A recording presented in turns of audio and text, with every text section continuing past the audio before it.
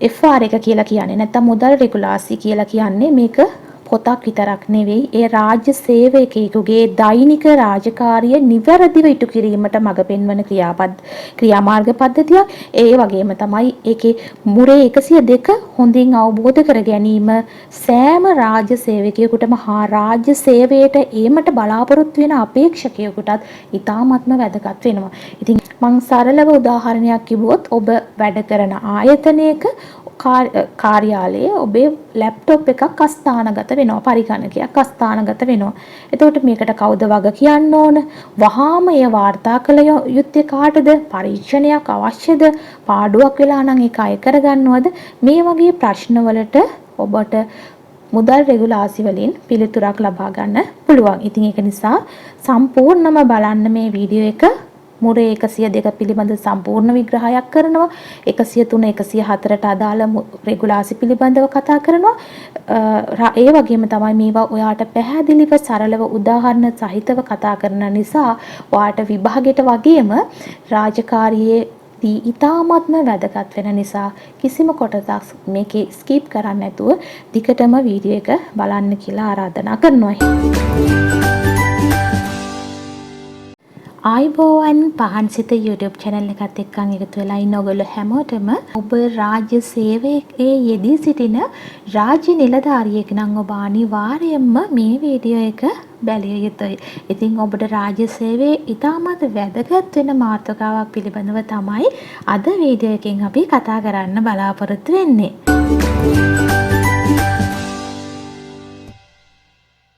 හරි.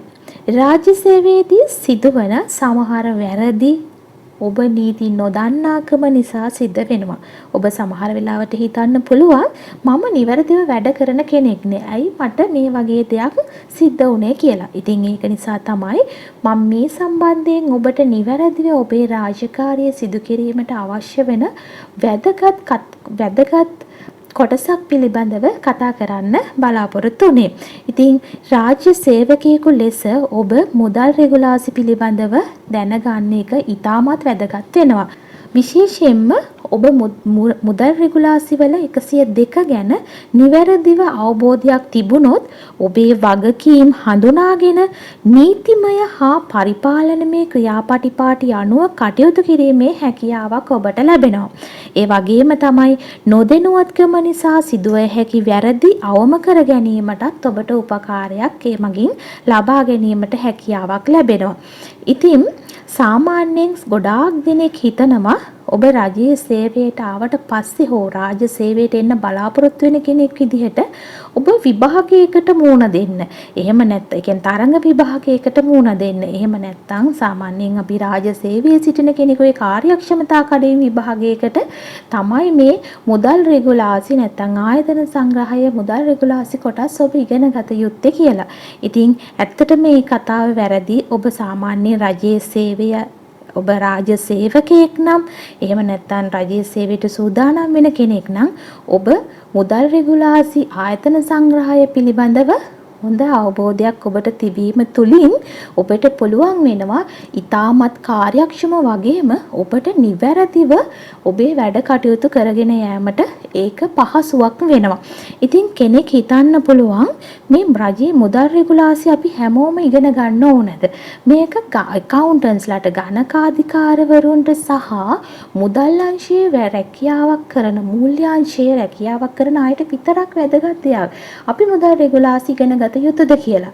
ඇත්තෙන්ම ඔබ රාජ්‍ය සේවයේ නිලධාරියෙක් නම් ඔබ මුදල් රෙගුලාසි පිළිබඳව පූර්ණ අවබෝධයක් තිබීම අත්‍යවශ්‍ය වෙනවා. ඉතින් ඔබට මේ වීඩියෝ එක සම්පූර්ණයෙන් බැලුවොත් තේරෙයි ඔබ කොච්චර මේ සම්බන්ධයෙන් උගත යුතුද කියන කාරණාව පිළිබඳව. ඉතින් මෙහිදී අපි ඊටමත් වැදගත් කොටසක් තමයි මේ මුරේ 102 ඔබ අහලා ඇති මුරේ 102 සම්බන්ධයෙන්. ඉතින් අපි අද වීඩියෝ එකෙන් කතා කරන්න බලාපොරොත්තු වෙන්නේ මුරේ 102 පිළිබඳව. එය වැදගත් වෙන්නේ ඇයි? එය අදාළ වෙන්නේ කාටද? ඒ වගේම ඔබ ඒ සම්බන්ධයෙන් දැනගත යුතු මූලික කරුණු මොනවද කියලා පියවරෙන් පියවර ඉතාමත් සරලව උදාහරණ සහිතව පැහැදිලි කරන්න බලාපොරොත්තු වෙනවා. ඉතින් ඒක නිසා සම්පූර්ණම ඔබ මේ පාඩමත් එක්කන් එකතු වෙලා ඉන්න. මේ පාඩම අවසානයේදී ඔබට විශාල දැනුමක් ඒ සම්බන්ධයෙන් ලබා ගන්න පුළුවන්. සාමාන්‍යයෙන් අපි රාජ්‍ය සේවයේ වැඩ කරනකොට ඔබ මේ සම්බන්ධයෙන් ඉතාමත් වගකීමෙන් යුතුව මේ කරුණු අවබෝධ කරගන්න. රජයට රුපියලක් පාඩු වුණත් රුපියල් කෝටියක් පාඩු වුණත් ඒ පිළිබඳව නිලධාරීන් කටයුතු කරන්නේ කොහොමද, වගකිය යුත්තේ කවුද, පරීක්ෂණයක් පවත්වන්නේ කොහොමද, පාඩුවක් වෙලා නම් ඒ පාඩුව අය කරගන්නේ කොහොමද, මේ සියල්ලටම හොඳ මාර්ගෝපදේශයක් ලබා දෙනවා මේ රජයේ මුදල් රෙගුලාසි. ඉතින් අපි ඒ අතරින් ඒ සම්බන්ධයෙන් තමයි අපි අද කතා කරන්න බලාපොරොත්තු වෙන්නේ කියලා මම මුලින්ම සඳහන් කළා. ඉතින් පාඩුව කීය වුණත් පාඩුව මූල්‍යමය වශයෙන්ද නැත්නම් භාණ්ඩමය වශයෙන්ද යම්කිසි විදිහක මොන ආකාරයකින් හෝ රජයට අලාභයක් සිදු වෙලා නම් ඒක කොයිතරම් විශාල වුණත් කුඩා වුණත් ඒ වගේ අවස්ථාවකදී අපි කටයුතු කරන්නේ කොහොමද කියලා ඔබ දැන ගැනීම ඉතාමත් වැදගත් වෙනවා. ඔබේ කාර්යාලයේ ඔබේ රජයට අයත් දේපලක් නැති වුණොත්, එහෙම නැත්නම් කාර්යාලයේ වාහනයක් අනතුරටපත් වුණොත්, ඔබ වැඩ කරන කාර්යාලයේ යම්කිසි දේපලක් නැති වෙනවා. එහෙම අවස්ථාවක් ඇති වුණොත්, ඒ වගේම තමයි ඔබ වාහනයක් පදවන රියදුරෙක් ඔබ අතින් රජයේ වාහනයක් අනතුරටපත් වුණොත් මොකද කරන්නේ? ඒ වගේම තමයි ඔබ හිතන්න රාජ්‍ය මූල්‍ය කටයුතු සම්බන්ධයෙන්. ඒ කියන්නේ කැෂියර්වරයෙක් නම් එතකොට ඒ වගේ අවස්ථාවකදී ඔබ අතින් මුදල් හිඟයක් ඇති වුණොත්, මූල්‍යමය අඩුවක් ඇති වුණොත් ඔබ අතින් මොකද ඔබ කරන්නේ? ඒ වගේම ඔබ ගබඩා බාර නිලධාරියෙක් හෝ ගබඩා සේවක ගබඩා බාරකරුවෙක් නම් ඔබේ ගබඩාවේ තියෙන යම්කිසි භාණ්ඩයක් අස්ථානගත වුවහොත් ඔබ මොකද්ද කරන්නේ? මෙන්න මේ වගේ අවස්ථාවන් වල ඒ වගේ අවස්ථාවක් ඇති වුණොත් ඔබට ඒක කළ යුතු ආකාරය කොහොමද මේ වගේ ගැටලුවකට මුහුණ දෙන්නේ කියන එක තමයි මේ මුදල් රෙගුලාසි වලින් පෙන්වා දෙන්නේ. ඉතින් අපි මුරේ 102 ඉඳන් උදාහරණ සහිතව සරලව මේක ඉගෙන ගනිමු.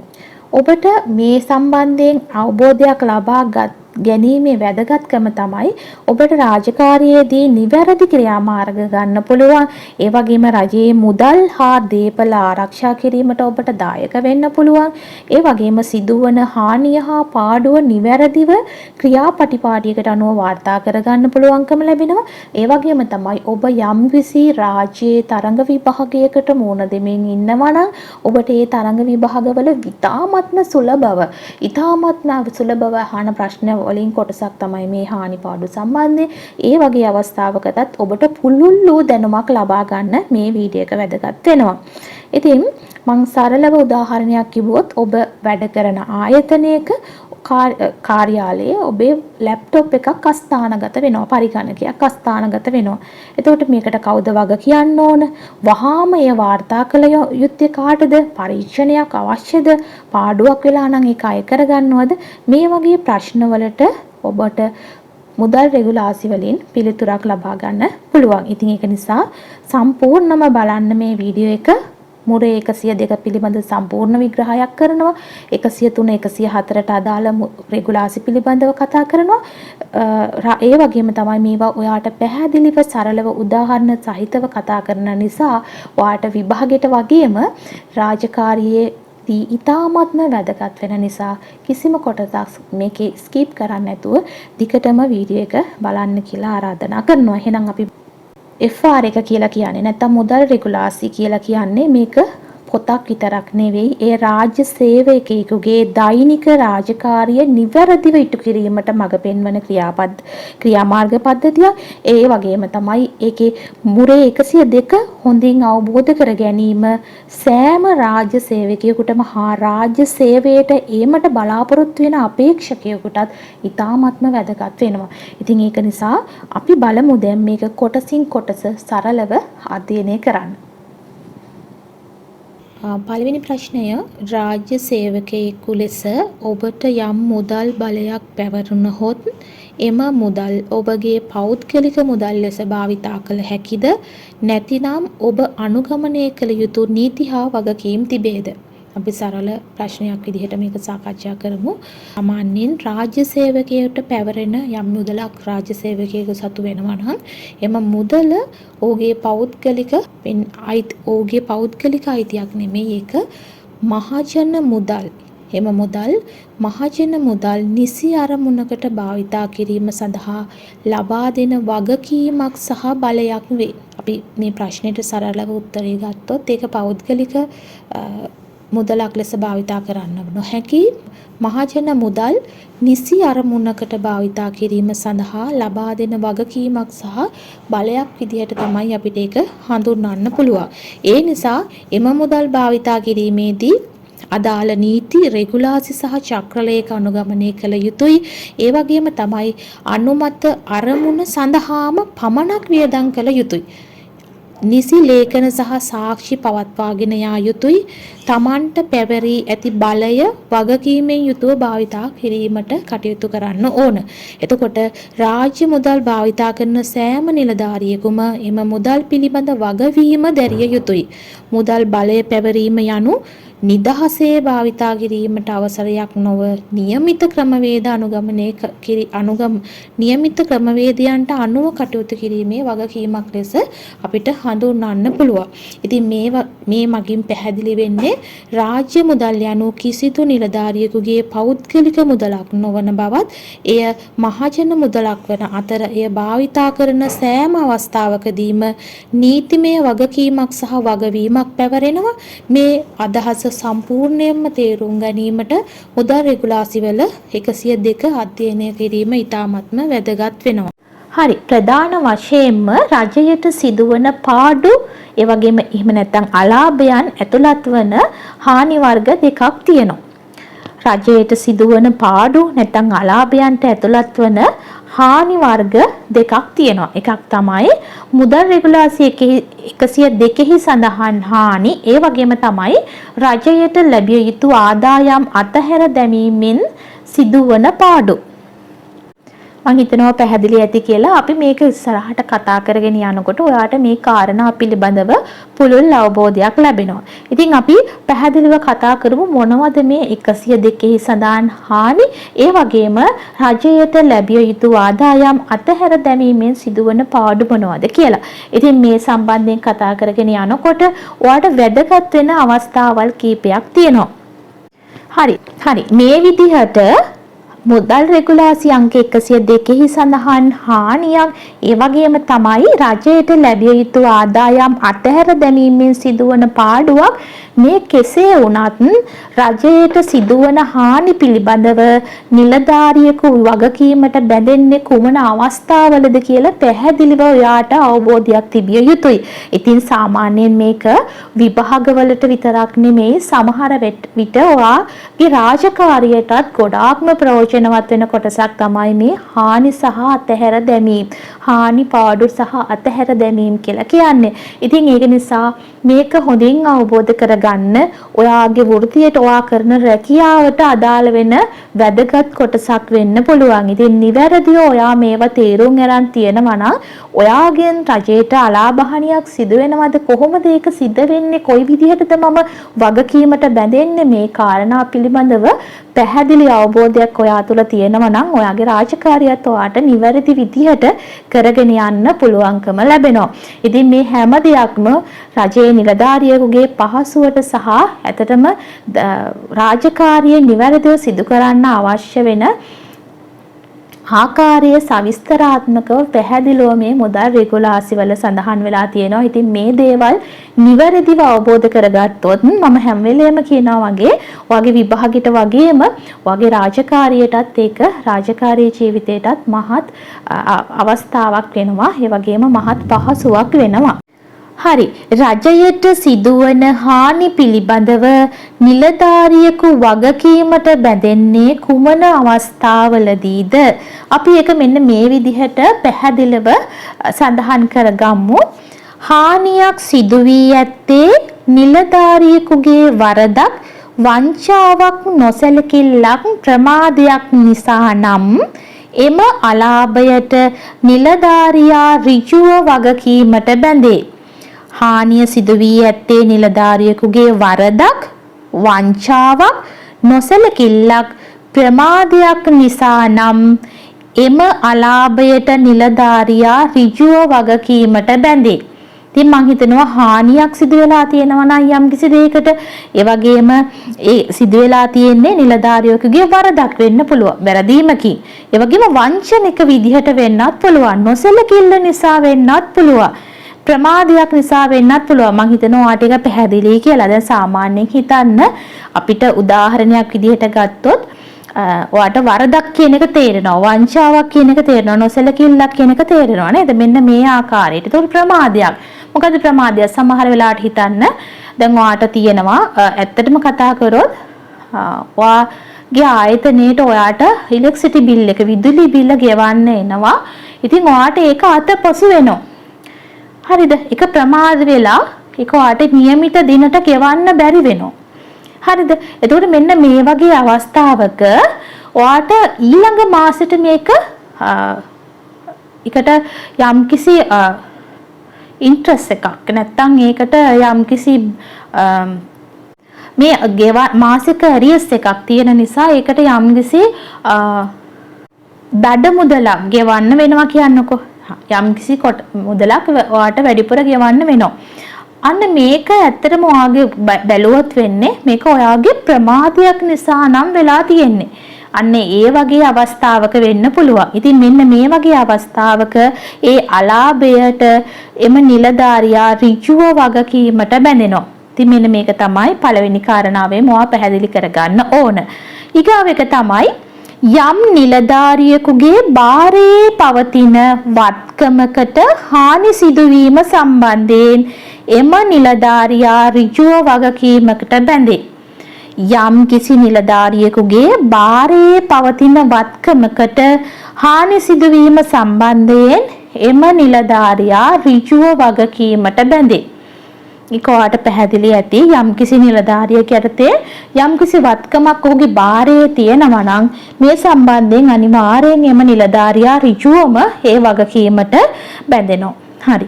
ඊගාව කාරණාව යම් නිලධාරියෙකු නිසි අධිකාරී බලය නොමැතිව මුදල් රෙගුලාසි උපදෙස් නොපිළිපෙද වංචනික ලෙස නොසලකිල්ලෙන් කටයුතු කිරීමට ඉඩ දුනහොත් විධානය කළහොත් එයින් නැතිවන අලාභයකට නිලධාරියා ඍජුව වගකීමට බැඳේ. මම හිතනවා පැහැදිලි ඇති කියලා. යම් නිලධාරියෙකු නිසි අධිකාරී බලයක් නොපිළිපැද යම් කිසි නිලධාරියෙකු ලබා දීලා තියෙන අධිකාරී බලයක් නොපිළිපැද මුදල් රෙගුලාසි උල්ලංඝන ඒ උපදෙස් පිළිපදින්නේ නැතුව කටයුතු වංචනික ලෙස නොසලකිල්ලෙන් කටයුතු කරලා එතනින් යම් කිසි අලාභහානියක් වුණොත් ඒ ඇතිවෙන අලාභහානිය වෙනුවෙන් ඒ නිලධාරියා ඍජුවම වග කියන්න ඕන. ඉතින් මේ විදිහට මේ අවස්ථා තුනෙන් එක් ආකාරයකට හෝ ඍජුව වගකීමට බැඳේ නම් ඒ අලාභය එම නිලධාරියාට ගෙවීමට සිදු වෙනවා. මම අර කලින් ගත්ත උදාහරණය ගත්තොත් ඔයාට විදුලි බිල નિયમિત දිනට ගෙවන්න බැරි වෙනවා. ඒකට ඒ ඇරියස් එකට තව මුදලක් එකතු වෙනවා. ඒකට දඩ මුදලක් එකතු වෙනවා. ඒ දඩ මුදල ගිය මාසෙ එකයි මේ මාසෙත් එක්ක තමයි බිල්පත එන්නේ. මේක ඔයාට හරියාකාරව බලනකොට ඔයාගේ ප්‍රමාදයක් නිසා මේක සිදු වෙලා තියෙනවා. අන්න ඒ මුදල ඔයාට අතින් ගෙවන්න වෙනවා. මෙන්න මේ කාරණාව තමයි කියන්නේ. මේ ඉහතින් මම සඳහන් කළ අවස්ථා තුනෙන් කොයි අවස්ථාවක හරි නිලධාරියා ඍජුවම ඒ වගකීමට බැඳෙනවා නම් ඒ වරදට බැඳෙනවා නම් ඒ අලාභය සිදුවෙච්ච අලාභය එම නිලධාරියාට ගෙවීමට සිදු වෙනවා. ඉතින් මේ ආකාරයට ඔයාට ඒ ආකාරයට අලාභයක් සිද්ධ වෙලා ඒක ගෙවන්න සිද්ධ වුණොත් හැකි ඉක්මනින්ම මේ අලාභය රජයට ලබා දිය යුතු වෙනවා. ඉතින් මේක කොටස් වශයෙන් ගෙවන්න පුළුවන්, සම්පූර්ණයෙන්ම අය කරගන්න පුළුවන්. ඉතින් ඒක සම්පූර්ණයෙන්ම අය කරගන්න පුළුවන් නිලධාරියාට හැකි කුමන ආකාරයකින් හෝ රජයට මේක අය කරගන්න පුළුවන්. ඒ වගේම තමයි මේක සම්පූර්ණ වැටුපම හෝ කපා දැමීමකින් හරි මේ අලාභය රජයට අය කරගන්න පුළුවන්කම තියෙනවා. ඉතින් මෙන්න මේක අපි ඉස්සරහට කතා කරමු. ඒ නිලධාරියෙකු අතින් සිදු වෙලා තියෙන ඒ අලාභය අය කරගන්න ආකාරය කොහොමද? වාරික වශයෙන් ගෙවනවා නම් කොයි වගේ වාරික ප්‍රමාණයක්ද? ඒකට බලය දෙන්න පුළුවන් නිලධාරීන් කවුද? මේ සම්බන්ධයෙන්ොත් අපි කතා කරමු. හරි, අපි කතා කරානේ රජයට සිදුවන හානියක් පිළිබඳව නිලධාරියෙකු ඍජුවම ඒ වගකීමට බැඳෙනවා නම් ඒ සිදුවෙච්ච අලාභය රජයට ලබාගත යුතුයි කියලා. ඉතින් මේ විදිහට රජයට අයවිය යුතු මේ මුදල නැත්තම් මේ අලාභය අය කරගන්න ආකාරය අපි පොඩ්ඩක් පැහැදිලි කරගමු. සාමාන්‍යයෙන් නිලධාරියා ඍජුව වගකිය යුතුයි. අපි කලින් කතා කරපු විදිහට ඍජුවම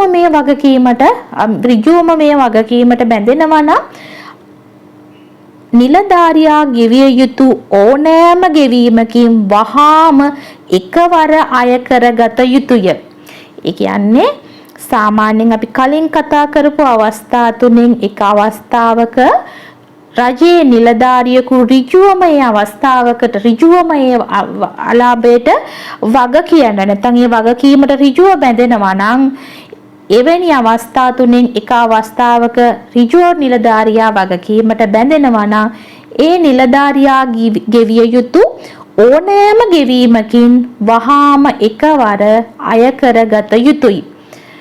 ඒ වගේම තමයි නිලධාරියා ඍජුව වගකිය යුතු අලාභයක් නොවේ නම් ඔහු ඍජුවම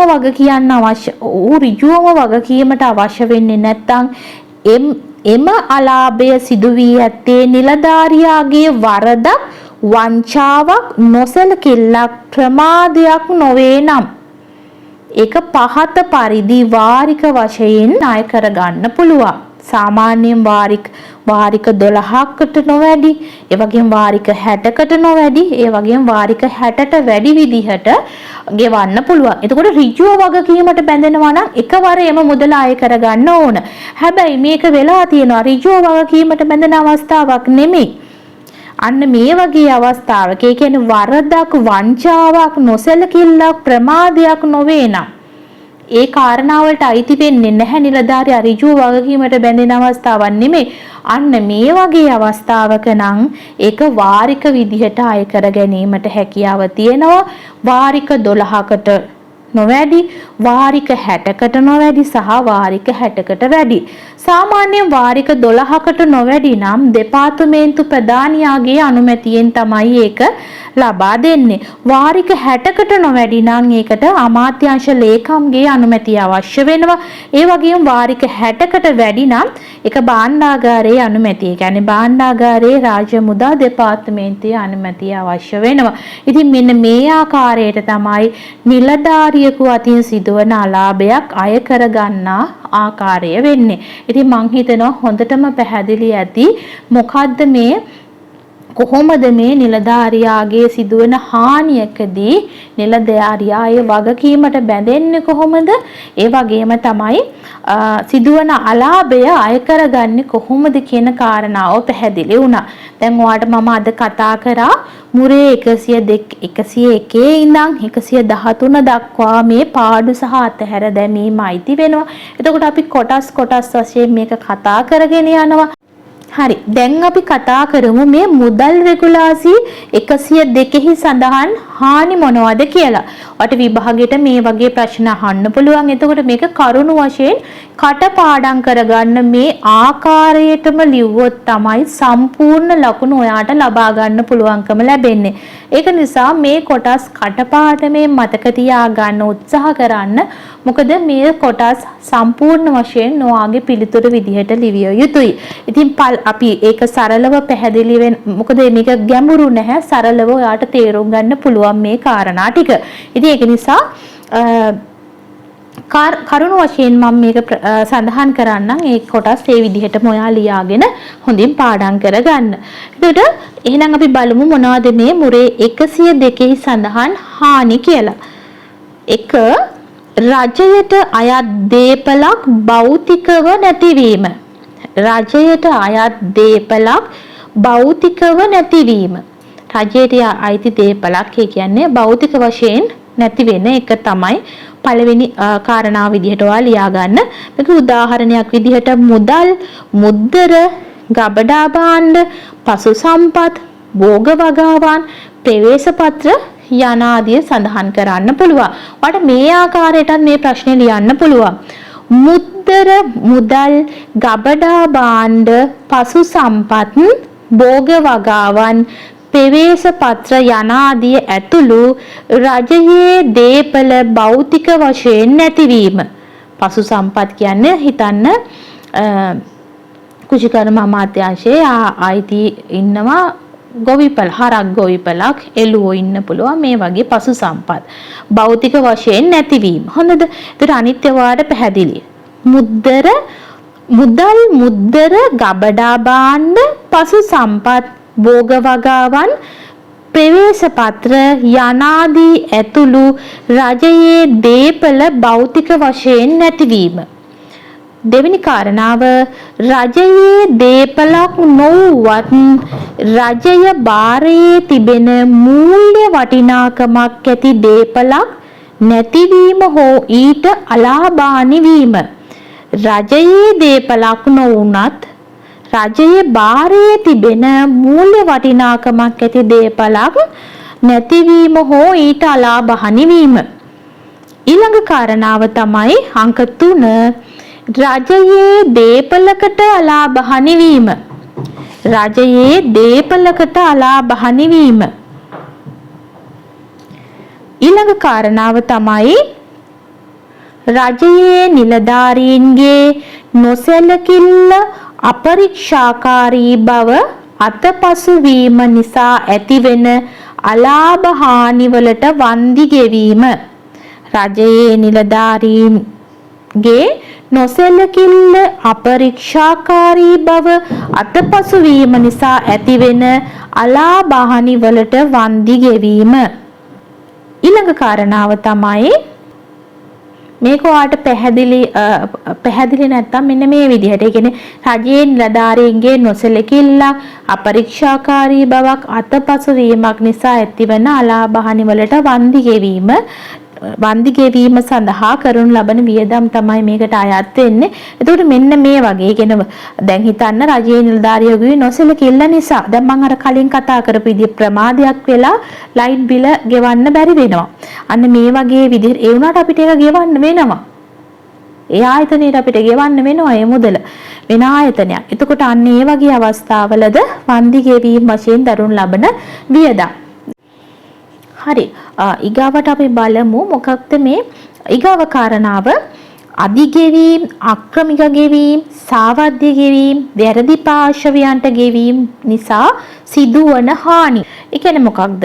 ඒ කියන්නේ අධිගෙවීමක්. කියන්නේ වැඩිපුර ගෙවීමක් සිද්ධ වෙලා තියෙනවා. ඒ වගේම තමයි අක්‍රමික ගෙවීම්. යම් කිසි විදියකින් හිතන්න ක්‍රමිකව ගෙවන දැන් හිතන්න බදු මුදලක් හෝ නැත්තම් කෙනෙකුට ගෙවන දීමනාවක් හෝ ඒක ගෙවාගෙන යනවා. දැන් මේ දීමනාව ලබා දෙන්න ඕන අවුරුද්දක කාලයක්. නමුත් ඒක අවුරුදු 2ක් ගෙවිලා. අන්න මේක ක්‍රමිකව අක්‍රමික ගෙවීමක්. හරි. ඒ වගේම තමයි සාවද්‍ය ගෙවීම සහ වැරදි පාර්ශවයන්ට ගෙවීම. ඒතර මේ මොනවාද වැරදි පාර්ශවයන්ට? හිතන්න අපි චෙක් එකක් ලියනවා. වැරදීමකින් එක වගේම නම තියෙන වෙන කෙනෙකුට ලියනවා. හැබැයි මෙන්න මේ වගේ අවස්ථාවක අදාළ පුද්ගලයාටත් ඒ මුදල ගෙවීමට සිද්ධ වෙනවා. ඉතින් මේ වගේ අවස්ථාවක් වෙන්න පුළුවන්. මේ වගේ වැරදි පාර්ශවයන්ට ගෙවීම මේ වගේ වෙන්න පුළුවන්. ඉතින් මෙන්න මේ වගේ කාරණාවක් නිසා සිද්ධ වෙන්න පුළුවන් මේ අලාභ හානියකට. මේකට මේකත් හානියක් විදිහට 102 සඳහන් හානියක් විදිහට සඳහන් කරන්න පුළුවන්. ඊගාට මොකද්ද 6 වෙනි කාරණාව තමයි උපපත්‍රිකා පොත් හෝ ඒ වායේ පෝරම නැතිවන නිසා සිදුවන හානි. සිදුවන පාඩු. උපපත්‍රිකා පොත් හෝ ඒවායේ පෝරම නැතිවීම නිසා සිදුවන පාඩු. මෙන්න ඒක මොනවාද? දැන් සමහර වෙලාවට ඔයා දැකලා ඇති සරප්ට මුදල් නිකුත් කිරීම සඳහා කුයිතාංශ ලබා දීලා තියෙනවා. කුයිතාංශ පොත 172 අංක යටතේ කුයිතාංශ අංක යටතේ පොතක් නිකුත් කරලා තියෙනවා. ඉතින් මෙන්න මේ වගේ උපපත්‍රිකා පොත්ෝ ඒවායේ පෝරම නැතිවීම නිසා සිදුවන පාඩු. මෙන්න මේ කාරණාවල් තමයි මුරේ 102 සඳහන් හානි වෙන්නේ. හරි අපි මුලින් කතා කරා මුරේ 102 සඳහන් හානි මොනවද කියලා. අපි දැන් ප්‍රශ්නේ ලියා ගමු. මුදල් රෙගුලාසි යටතේ ක්‍රියා නොකරන හානි කවරේද? මුදල් රෙගුලාසි යටතේ ක්‍රියා නොකරන හානි කවරේද? මෙතනදී අපි සඳහන් කරන්නේ යම්කිසි ආකාරයක ආයතනයට හානියක් වෙනවා. නමුත් මේවා හානි විදිහට සලකන්නේ නැතුව නොසලකා හරින අවස්ථා. මේ වගේ දේවල් මේ වගේ ප්‍රශ්න විභාගයට අහලා තියෙනවා. පහුගිය විභාග ප්‍රශ්න පත්‍රවල නිතරම දකින්න තියෙන ප්‍රශ්න. ඒක නිසා හොඳින් අවබෝධ කරගන්න මේ වචන මේ විදිහටම මතක තියාගෙන විභාගයට කරුණ විදිහට ලිව්වම ප්‍රමාණවත්. මොකද මම මෙතනදී උදාහරණ අරන් මේක පොඩ්ඩක් පැහැදිලි කරනවා. ඔයාට මතක තියාගන්න පහසුවට. හැබැයි පොයින්ට් විදිහට මම ප්‍රශ්නෙට උත්තරයක් විදිහට සඳහන් කරලා දාලා තියෙන ටෙක්ස්ට් එක ඒ විදිහටම විභාගයට ලියන්න ඕන ඒ වචන වලින්ම. පැහැදිලිනේ? හරි. එහෙනම් පළවෙනි කාරණාව තමයි ඒ කියන්නේ මුදල් රෙගුලාසි යටතේ ක්‍රියා නොකරන හානි. පළවෙනි එක ස්ථාවර වත්කම්වල ඡය වීම, වැහැරීම්, ගෙවි යාම. ස්ථාවර වත්කම්වල ඡය වීම, වැහැරීම්, ගෙවි යාම. ඒ කියන්නේ අපි ස්ථාවර වත්කමක් කියන්නේ අපි ගොඩ නැගිල්ලක් හදලා තියෙනවා. ඒ ගොඩ නැගිල්ල කාලයක් යනකොට කැඩිලා බිඳලා මේ යන්න කැඩිලා බිඳලා දි รา පත් වෙන්න පුළුවන්. ඒ වගේම අපි ලී කබඩ් එකක් ගත්තොත් ඒ කබඩ් එකක වුණත් පළුදු වීම, ගෙවි යාම මේ වගේ දේවල් වෙන්න පුළුවන්. මේකට වග කියන්න මේ දෙයට වගකීම කාටවත් පවරන්න බෑ නිලධාරියෙකුට මේ සම්බන්ධයෙන්. මේක ඇත්තටම නැති වෙන එක ආයතනයේට අලාභයක් තමයි. නමුත් ඒක පරීක්ෂණයක් පවත්වලා ඒ අලාභය අය කරගන්න පුළුවන් විදිය වගකිය යුත්තේ නැහැ. ඉතින් ඒක නිසා මෙන්න මේ වගේ හානි අපි හානි විදිහට ඒ කියන්නේ නොසලකා හරින ඒ වගේ අවස්ථාවක කිසිම විදිහකින් ඒ අදාළ නිලධාරියෙකු ඒ කියන්නේ කවුරු වගකීමකට යම් කෙනෙකුට ඒ වගකීම පවරන්න බෑ. මම හිතනවා පැහැදිලි ඇති කියලා. දෙවැනි කාරණාව වියලීම්, හැකිලීම්, වාෂ්ප වීම නිසා සිදුවන හානි. වියලීම්, හැකිලීම්, වාෂ්ප වීම නිසා සිදුවන හානි. ඔයාට ඉතින් පැහැදිලි ඇති මේ වචන වලින්ම වියලීම්, හැකිලීම්, වාෂ්ප වීම නිසා සිදුවන හානි. යම් කිසි මොනවා හරි ද්‍රව්‍යයක් තියෙනවා. ඒ ද්‍රව්‍ය වියලීමකින්, හැකිලීමකින්, ඒ වගේම වාෂ්ප වීමකින් යම් කිසි විදියකට නැති වෙලා අලාභ වුණොත් අන්න ඒ වගේ හානිත් නොසලකා හරිනවා. වගකිය යුත්තේක් නැහැ.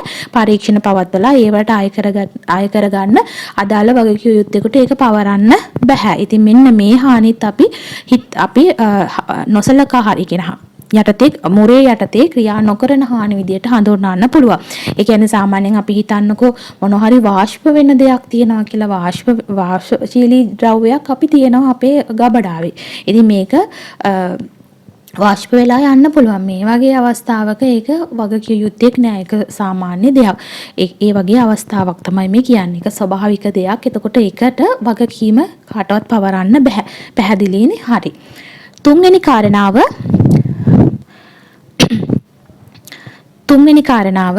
ගම් වතුර, සුනාමි වැනි ස්වභාවික විපත් වලින් සිදුවන අලාභ.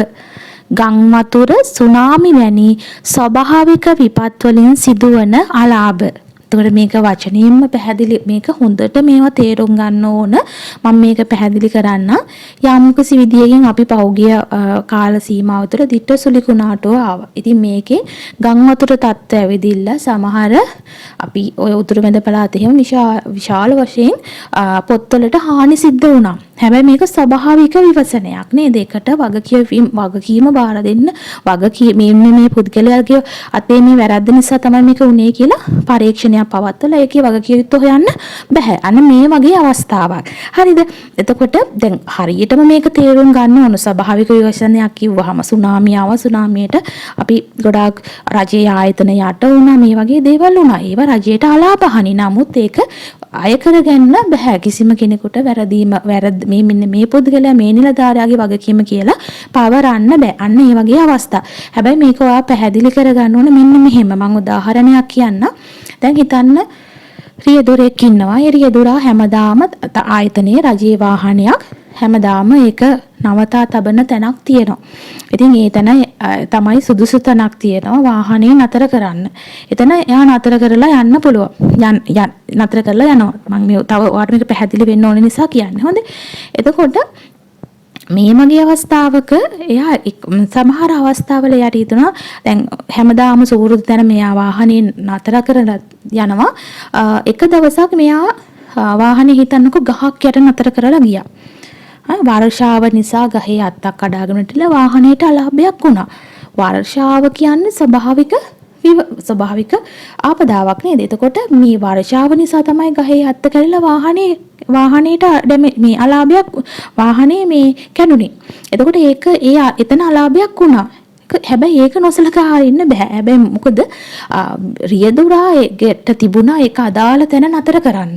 හැබැයි යාගේ එතනදී යාගේ නොසලකිලිමත් බව නිසා තමයි යා සුදුසුසැනන මේ වාහනේ පාක් කරලා ගියේ. අන්න ඒ හින්දා තමයි මේ වර්ෂාවට මේක අලාභයක් උනේ. ඒ අවස්ථාවේ යා වගේ කියන්න ඕන. මේ දෙක හොඳට පටලව ගන්න නැතුව තේරුම් ගන්න. එතනදී වෙන්නේ අදාළ රියදුරාගේ නොසලකිලිමත් භාවය නිසා තමයි ඒක උනේ. ඒ විදිහට නැතුව හැතරම ස්වභාවික දෙයකින් හානියක් වුණා නම් ඒ හානිය අපි මුරේ යටතේ ක්‍රියා නොකරන හානි විදිහට ගන්නවා. මම හිතනවා ඊටමත් පැහැදිලි විදිහට මම මේක පැහැදිලි කරා. ඔයාට මේක අමතක වෙන්නේ නැහැ. හරිද? ඊළඟ එක තමයි අත්තිකාරම් ගිනුම් වල පාඩු.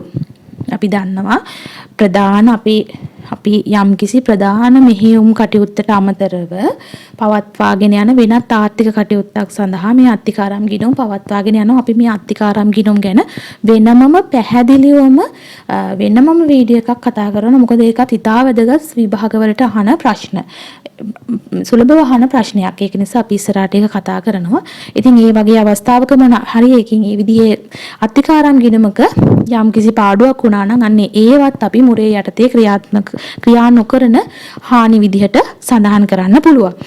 ඊළඟ කාරණය අය කරගත නොහැකි හිඟ රාජ්‍ය ආදායම්. අය කරගත නොහැකි හිඟ රාජ්‍ය ආදායම්. ඒ කියන්නේ සමහර වෙලාවට රජයට ගෙවන බදු මුදලක් වෙන්න පුළුවන්.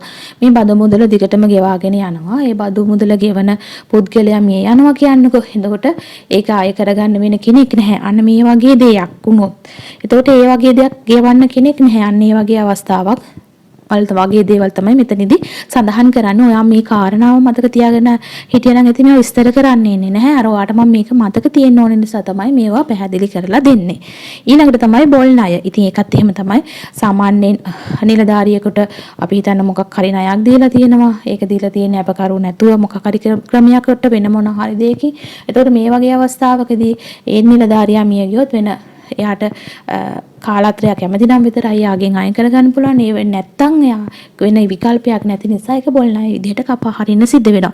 මෙන්න මේ වගේ දේවල් ඒ කියන්නේ ඒ අලාභේ රජේ බාර ගන්න ඕන. ඉතින් මෙන්න මේ වගේ කරුණු තමයි අපි මුදල් රෙගුලාසි යටතේ ක්‍රියා නොකරන හානි විදිහට හඳුන්වන්නේ. මම ආපහු කරුණ 6 කියන්නම්. ස්ථාවර වත්කම් වල ඡය වීම, වැහැරීම්, ගෙවී යාම. 2. වියලීම්, හැකිලීම්, වාෂ්ප වීම නිසා සිදුවන හානි. 3. ගම් වතුර, සුනාමි වැනි ස්වභාවික විපත් වලින් සිදුවන අලාභ. 4. අත්තිකාරම් ගිණුම් වල පාඩු. 5. අය කරගත නොහැකි හිඟ රාජ්‍ය ආදායම්. 6 බොල් ණය මේ විදිහට කරුණු 6 පිළිවෙලට මතක තියාගෙන අවශ්‍ය විදිහට ප්‍රශ්න වලට උත්තර ලිව්වොත් ඔයාලට සම්පූර්ණ ලකුණු ලබා ගන්න පුළුවන්කම තියෙනවා. මම හිතනවා ඉතාමත්ම පැහැදිලි විදිහට මේ කාරණාව පැහැදිලි කරා. අපි ඊළඟ ප්‍රශ්නේ කතා කරමු. ඒකත් ගොඩාක් වැදගත් වෙන කාරණාවක් ගැන තමයි අපි ඊළඟ ප්‍රශ්නේදී කතා කරන්නේ. කලින් අපි කතා කරා රජයට සිදුවන හානි සම්බන්ධයෙන් නිලධාරියක් කොහොමද වගකීමට බැඳෙන්නේ. ඒ වගේම යම්කිසි අලාභයක් වුණා නම් ඒ අලාභය කොහොමද අය කරගන්නේ කියලා මම මුලින් කතා කරා වීඩියෝ එකේ සම්බන්ධයෙන් මතක ඇති. ප්‍රශ්නයක් විදිහට මේක ලියා ගන්න. අලාභ හානි සම්බන්ධයෙන් අය කරගත හැකි උපරිම අගයන් කොහොමද කියන කාරණාව. අලාභ හානියක් වුණොත් අය කරගන්නේ කෙසේද කියන කාරණාව ලියා ගන්න.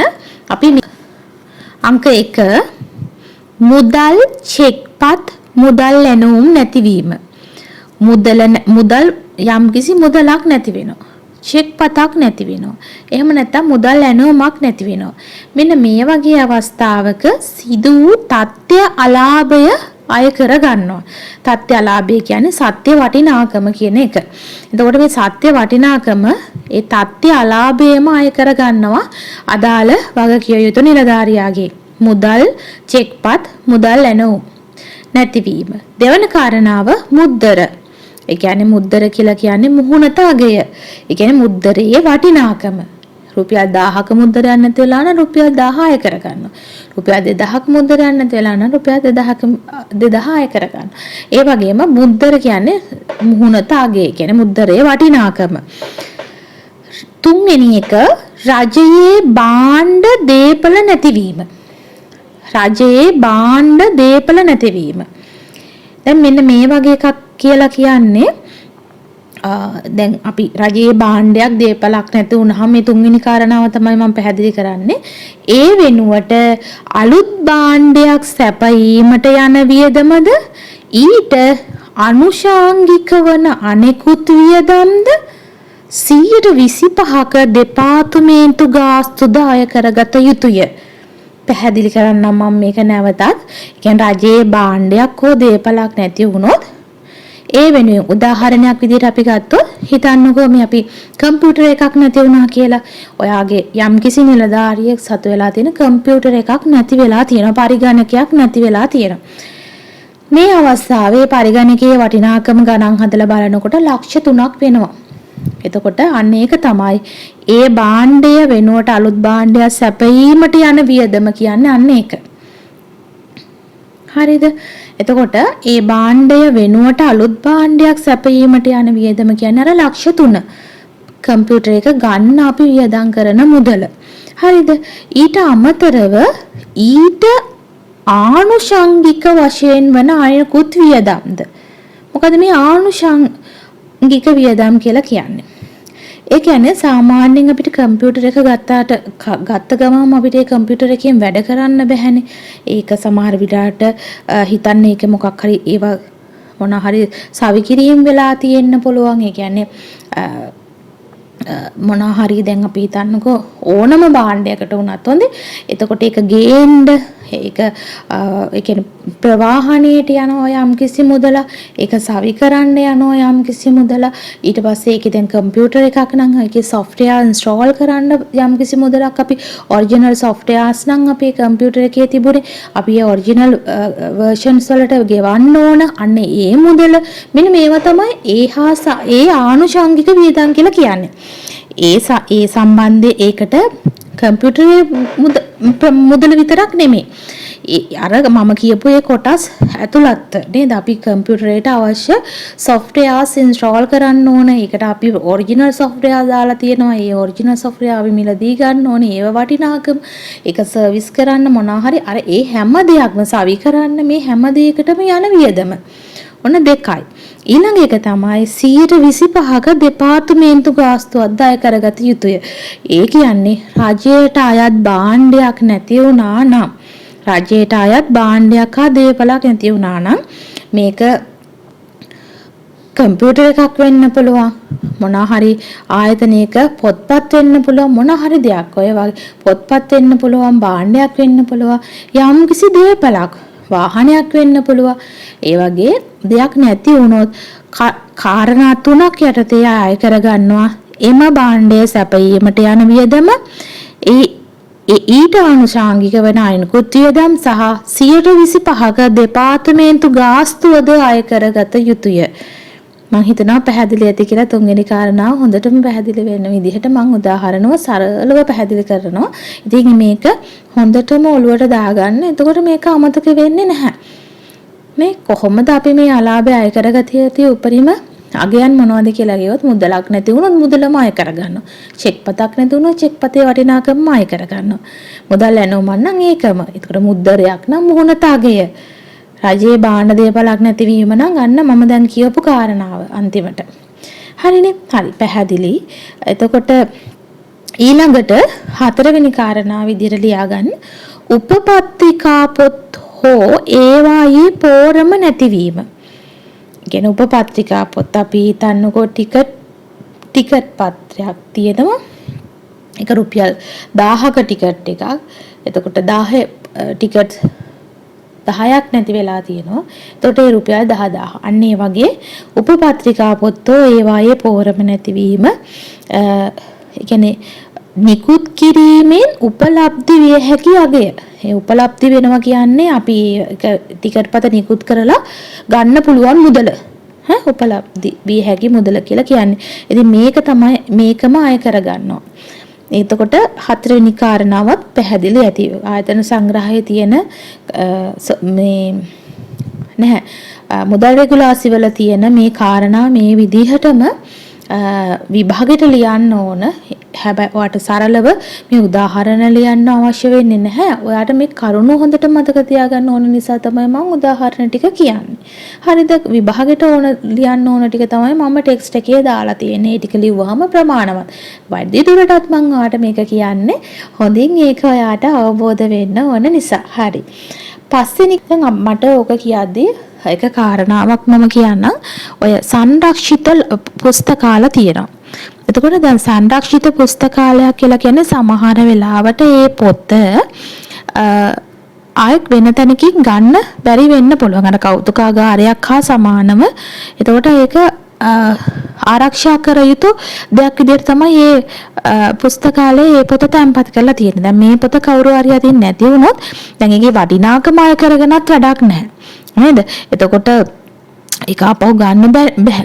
ඒ වටිනාකම දීලා භාණ්ඩයක් ගන්න බෑනේ. එතකොට ඒක ඒ වගේ අවස්ථාවක් වෙලා ගැටලුවක් තියෙනවා නම් කොහොමද ඒක අය කරගන්නේ කියලා ඒ වගේ අවස්ථාවක අපි භාණ්ඩාගාරේ රාජ්‍ය මුදල් දෙපාර්තමේන්තුවේ තමයි මේ හානිපාඩු සම්බන්ධයෙන් කතා කරන්නේ. ඉතින් ඒක නිසා ඒ සම්බන්ධයෙන් වැඩිදුර උපදෙස් භාණ්ඩාගාරේ මුදල් දෙපාර්තමේන්තුවේ ලබා ගන්න පුළුවන්කම තියෙනවා. මම හිතනවා මේ කාරණාව මම පැහැදිලිව ආපහු කියන්න. මේකේ කාරණා අපි පහක් ගැන කතා කරා. එක තමයි මුදල් චෙක්පත් මුදල් ලැබුම් නැතිවීම. සිදු වූ තත්ත්‍ය අලාභයම අය කරගන්නවා. මුද්දර මුහුණත අගය. රජයේ භාණ්ඩ දේපල නැතිවීම. ඒ වෙනුවට අලුත් භාණ්ඩයක් සැපයීමට යන වියදමද ඊට ආනුෂංගික වන අනිකුත් වියදම්ද 125ක දෙපාර්තමේන්තු ගාස්තුව දාය කරගත යුතුය. හතරවෙනි කාරණාව උපපත්‍රිකා පොත් හෝ ඒවායේ පෝරම නැතිවීම.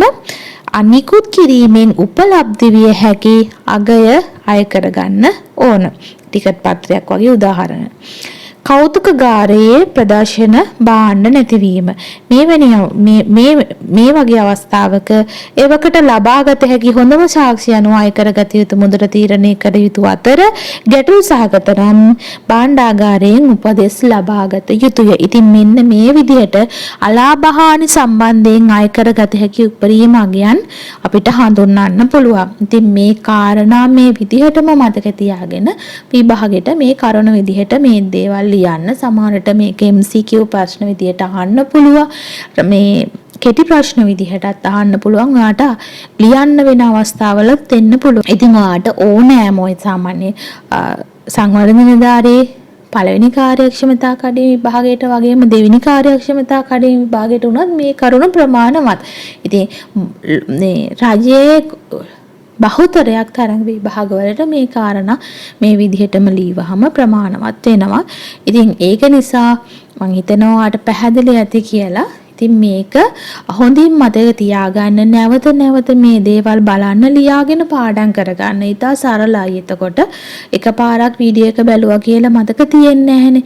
ඒක නිසා මේ කරුණු ලියාගෙන පාඩම් කරන්න. එතකොට ඒක හොඳින් අවබෝධ කරගන්න පුළුවන් විභාගයට. එතකොට හොඳ ලකුණකට යන්න පුළුවන්කම තියෙනවා. ඉතින් අපි මුදල් රෙගුලාසි 102 සඳහන් හානි පිළිබඳව කොටස් කීපයක් යටතේ කතා කරා. ඉතින් ඊටාත්ම වැදගත් කාරණා කීපයක් මේ වීඩියෝ එකෙන් ඔයා දැනගන්න පුළුවන්කම ලැබුණා. සම්පූර්ණ වීඩියෝ එක බැලුවා නම් ඔයාට මේ වෙනකොට හොඳ අවබෝධයක්, පුළුල් අවබෝධයක් සහ හොඳින් මතක තියාගන්න පුළුවන් විදිහේ සරල උදාහරණ සහිතව පැහැදිලි කරපු හින්දා හොඳ පුළුල් දැනුමක් ඔයා ලබා ගන්න පුළුවන්කම ඔයාට ලැබුණා. ඉස්සරහට අපි හානි පාඩු සම්බන්ධයෙන් තියෙන තවත් වැදගත් කාරණා පිළිබඳව ඉදිරි වීඩියෝ වල සාකච්ඡා කරනවා. එදී හානියක් පාඩුවක් සිදු වුණාට පස්සේ අපි අනුගමනය කරන්න ඕන ක්‍රියාමාර්ග මොනවද? ඒ වගේම අලාභය පිළිබඳව ප්‍රාරම්භක වාර්තාවක ඇතුළත්යේ කරුණු මොනවද? පූර්ණ වාර්තාවක ඇතුළත්යේ කරුණු මොනවද? ඉතින් මේ වගේ සම්බන්ධයෙන් කටයුතු කරන්න ඕන කොයි වගේ ආකාරයකටද කියන කාරණා මේ හැම දෙයක්ම අපි ඔයාට පැහැදිලිව අපි 103 104 මේ සම්බන්ධයෙන් ඉස්සරහට වීඩියෝ වල කතා කරනවා. මේ කාරණා මේ සියලුම කාරණා පිළිබඳව අපි කතා කරනවා ඉදිරි වීඩියෝ වල. ඉතින් එහෙනම් අපි තවත් වීඩියෝ එකකින් නැවත හමු වෙමු.